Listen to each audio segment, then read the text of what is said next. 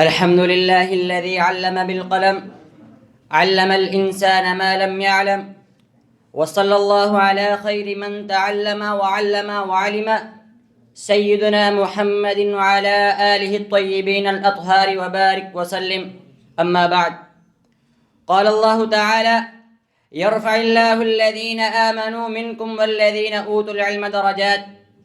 وقال النبي صلى الله عليه وسلم: العلماء ورثة الأنبياء، وإن الأنبياء لم يورثوا دينارا ولا درهما، وإنما ورثوا العلم. عباد الله، لقد حث القرآن على التعلم، والله لم يأمر نبيه صلى الله عليه وسلم بأن يسأله الزيادة من شيء إلا من العلم، فقال: وقل رب زدني علما. وأشاد بمنزلة العلماء فقال: إنما يخشى الله من عباده العلماء. وقرنهم الله تعالى بنفسه وملائكته في الشهادة بوحدانيته تعالى، فقال: شهد الله أنه لا إله إلا هو والملائكة وأولو العلم قائما بالقسط، لا إله إلا هو العزيز الحكيم. ونوح بقدرهم فقال: قل هل يستوي الذين يعلمون والذين لا يعلمون. وأمر بالرجوع إليهم فقال: فاسألوا أهل الذكر إن كنتم لا تعلمون.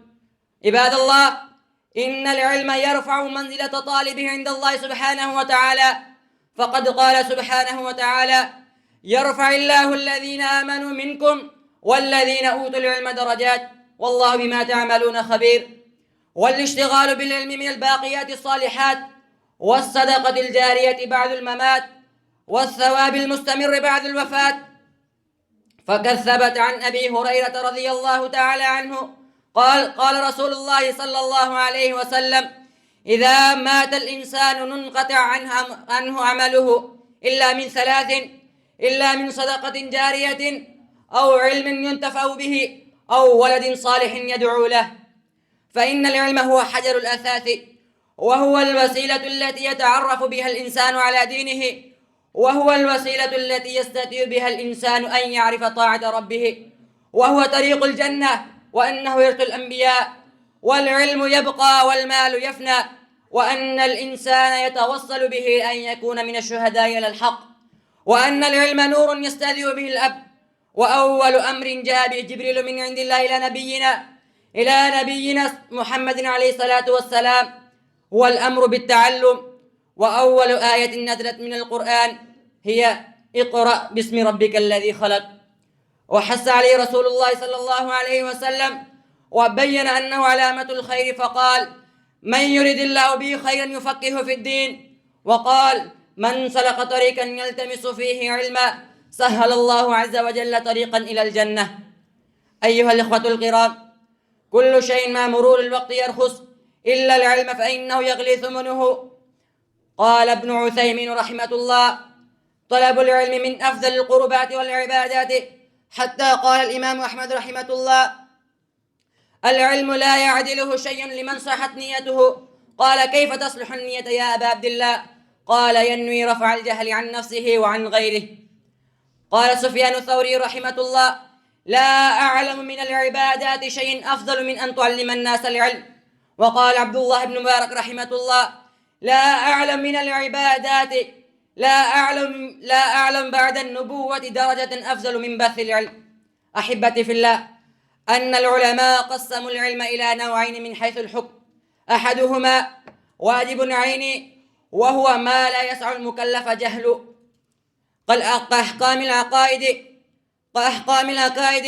والصلاة والطهارة ونحوها.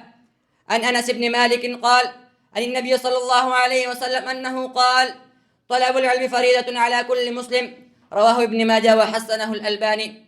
والثانيهما واجب كفائي، وهو تحصيل ما لا بد للناس منه من إقامة دينهم من العلوم الشرعية كالقرآن والأحاديث وعلومها والنحو والفقه وغيرها. قال الرازي في تفسير عند قول الحق سبحانه: فلولا نفر من كل فرقة منهم طائفة ليتفقهوا في الدين. وقال ابن أبي زيد: طلب العلم فريضة عامة يحملها من قام بها إلا ما يلزم الرجل في خاصة نفسه، أي كالعقائد وغيرها.